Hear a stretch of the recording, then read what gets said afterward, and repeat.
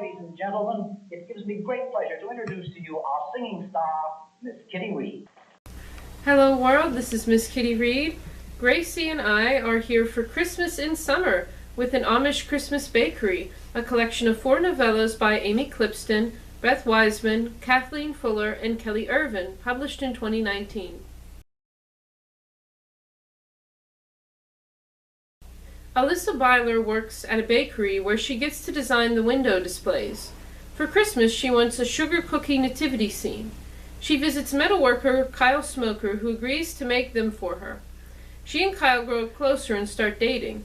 When Alyssa's window design gets popular from its feature in the newspaper, her boss asks her to work more hours to keep up with the huge volume of customers. She feels compelled to take on the great increase in work because it is due to her contacting the newspaper that they are so busy to begin with. She misses time with her family and Kyle, who is also busy making cookie cutters to sell in the bakery when Alyssa asks him to. Eventually, he tells her he can no longer make cookie cutters. Alyssa pushes herself harder and harder and misses a date with Kyle and her family's Christmas preparations. Alyssa realizes the toll her work is putting on her and her loved ones and asks God for a way out. Her boss gets another employee and she's able to apologize and reconcile with her family and Kyle. The end. Katie Swartzentruber must take over her mother's bakery while she recovers from surgery over the Christmas preparation season. She feels inhibited because her Amish community only allows wood ovens. Katie also struggles with her feelings over Henry Hirschberger, her childhood best friend. She has wanted him to ask her out for years and has tried to make her feelings known to him, but to no avail. Unknown to Katie, Henry also has feelings for her, but does not know if she reciprocates. To try to overcome their feelings and move on, Katie and Henry start dating other people. Katie goes out with David, a man from a more progressive Amish community, and Henry dates Clara, a friend of his sister. Henry quickly admits to Clara that he loves someone else. Clara and Henry remain friends, and she helps Katie out at the bakery. David and Katie's relationship continues, but there are signs of strain. David likes more public displays of affection than Katie is comfortable with, and he often encourages her to become more like his Amish church, specifically in adopting a propane oven. Katie is behind on fulfilling orders and in her desperation accepts the prohibited technology. She instantly has problems. Not only are her family heirloom ovens out of service, but she doesn't know how to cook with propane, and she ends up being farther behind and worse off than with the wood ovens. Her loaves of bread come out misshapen. She breaks up with David. On Christmas Eve, Katie is gifted a loaf of her own bread from a woman who gives bread to those God leads her to. Henry gives her a Christmas gift. Her wood ovens are reinstated and the propane ovens are removed. Henry and Katie reveal their feelings and finally get together. The end. Maddie Shetler goes to stay with her aunt to help her with her bakery over the Christmas season. The person she hates the most, Peter Kaufman, is staying there too. He is building an addition to the bakery. Maddie hates Peter because he dated Lizzie, Maddie's best friend, and treated her badly before cheating on her. Maddie's aunt discovers she is pregnant and needs to rest, so Maddie takes over the bakery. Peter tries to be nice to Maddie, and then tries to antagonize her, but the two soon reconcile and try to be civil. Soon a friendship forms, with Maddie seeing Peter as nothing like what Lizzie described, and Peter seeing Maddie making crocheted winter items for the homeless, showing him that she truly is a caring person. After talking with Peter, Maddie realizes Lizzie doesn't seem to care about her the way a friend should. She calls Lizzie and the two have a fight, with Lizzie putting Maddie down and being cruel to her. Maddie realizes her best friend was really using her. Peter and Maddie grow closer, but one day Lizzie walks in on them sharing lunch. Peter tells her to leave and that he likes Maddie now. Maddie thinks he was just saying that to get back at Lizzie, but he tells her that she is the girl he really loves. A year later, Maddie and Peter are married, Maddie's aunt had the baby, and Maddie will soon have a baby too. The end.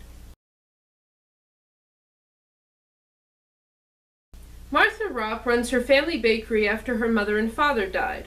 One day, she sees her delivery man, Ambrose Hirschberger, was tripped by some teenagers. She cleans him up in the bakery, even washing his hair.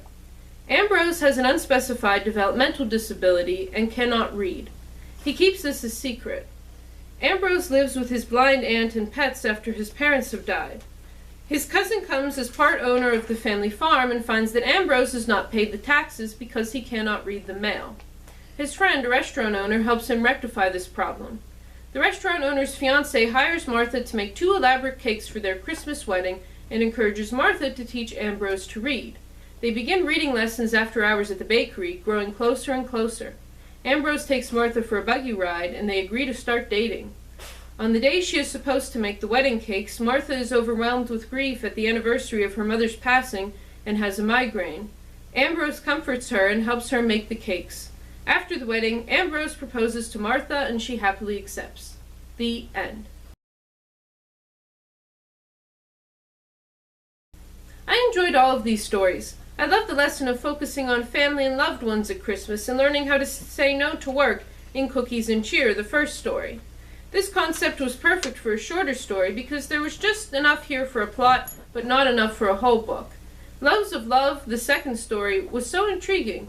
One of the reasons I got into Amish fiction to begin with was because I love studying religion and religious dynamics and experiences, and so anytime I get a story that is focused on the differences between Amish churches, I am so excited. It was fascinating to see the relationship between Katie and David struggle because of their differing levels of technology, here the use of gas ovens. I thought the title could have been changed. The Loves of Love were written in the last few pages, and the lady giving Katie a loaf of her own bread just seemed unnecessary. Mending hearts was a very interesting concept. Maddie's friend was shown to be mistreating her, and this concept was so well done, showing how Maddie explains away Lizzie's treatment of her, and how she handles realizing the truth. Peter and Maddie had a lot of obstacles to overcome, and it was touching to see them come together. I also loved the yarn and crocheting descriptions. It was very cozy for Christmas. Cakes and Kisses was a very unique story. I'm not sure exactly what disability Ambrose had, but the reader empathizes with his struggles and also sees him as a full, complex person, capable of a relationship and a true match for Martha. Martha's grief is given full exploration as well. I haven't read the other books written by this author that include the characters getting married, so I didn't have much of a connection to the wedding aspect of the story.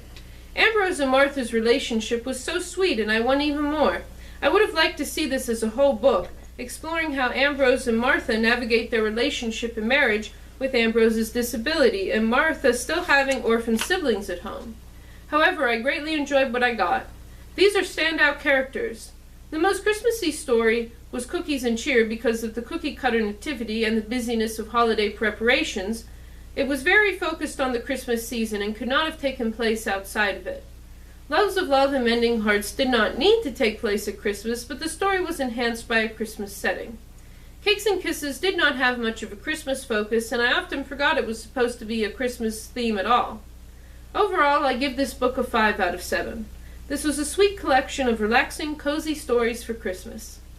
Our next book will be The Storekeeper's Daughter by Wan Brunstetter. Check with your local library to see if it is on the shelves or get it through interlibrary loan. This has been Amish Book Club with Miss Kitty Reed. This is Miss Kitty Reed and Gracie signing off.